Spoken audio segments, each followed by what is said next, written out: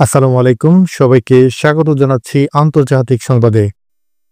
ইরানের গোয়েন্দা মন্ত্রণালয় সম্প্রতি যে ঘোষণা দিয়েছে, তারা ইসরায়েলের পারমাণবিক স্থাপনা ও বিজ্ঞানীদের সঙ্গে সম্পর্কিত কৌশলগত ও সংবেদনশীল নথি সংগ্রহ করেছে, তা আন্তর্জাতিক ভূরাজনীতিতে এক নতুন মাত্রা যোগ করেছে।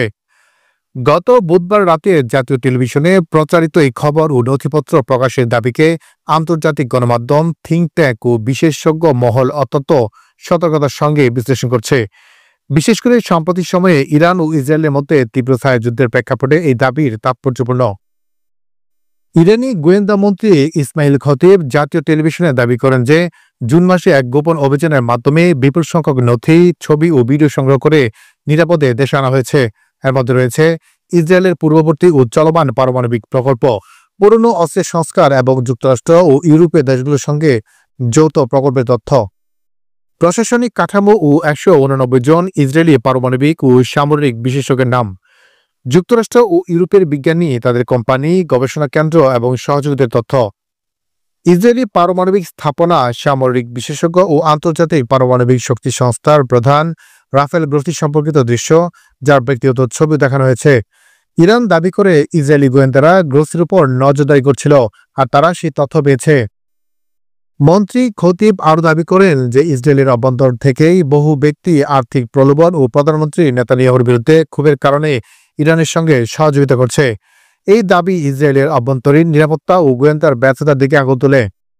আন্তর্জাতিক গণমাধ্যম যেমন Al Jazeera English, Middle East Eye, Haaretz, the time of Israel ও বিভিন্ন থিঙ্ক ট্যাঙ্কগুলোর প্রাথমিক বিশ্লেষণে এই ঘটনাকে প্রচারণা ও পাল্টা গোয়েন্দা তৎপরতার অংশ হিসেবে দেখানো হচ্ছে। ইসরায়েলের গোয়েন্দার ব্যর্থতা নাকি পাল্টা আঘাত?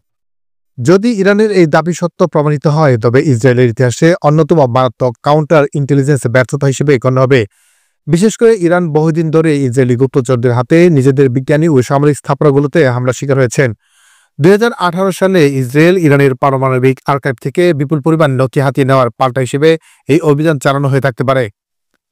Council on foreign relations (CFR) এর বিশেষজ্ঞরা উল্লেখ করেছেন, ইসরায়েলে ব্যাপক গোয়েন্দা অনুপ্রবেশের কারণে ইরানের সামরিক কাঠামো দুর্বল হয়েছে। যেমনটা জুন মাসে ১২ দিনের যুদ্ধে দেখা গেছে। ইরানের এই দাবি তাদের দুর্বল হয়ে পড়া গোয়েন্দার ব্যবস্থার উপর ভরসা করা একটি চেষ্টা হতে পারে।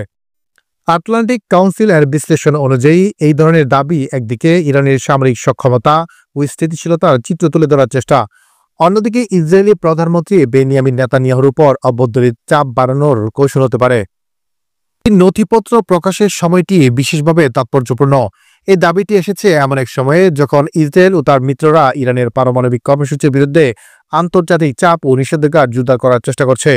ইরান হয়তো দেখা দিতে চাইছে যে ইসরায়েল নিজেও পারমাণবিক অস্ত্রধারী, কিন্তু তারা আন্তর্জাতিক নজরদারির বাইরে এবং তারা বিশ্বব্যাপী প্রভাবশালী ব্যক্তিদের উপর নজরদারি করে।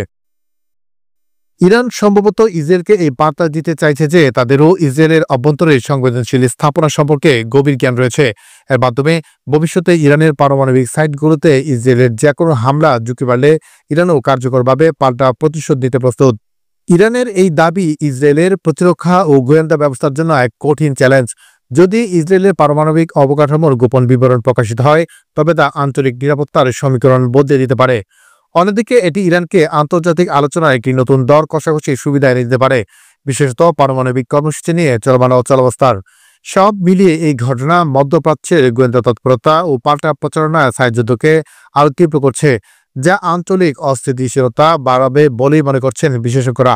এই নথি চূড়ান্ত প্রভাব নির্ভর করবে ইরান ঠিক কতটা সংবেদনশীল তথ্য জনসম্মুখে আনে এবং ইসরায়েল কিভাবে এর মোকাবেলা করে।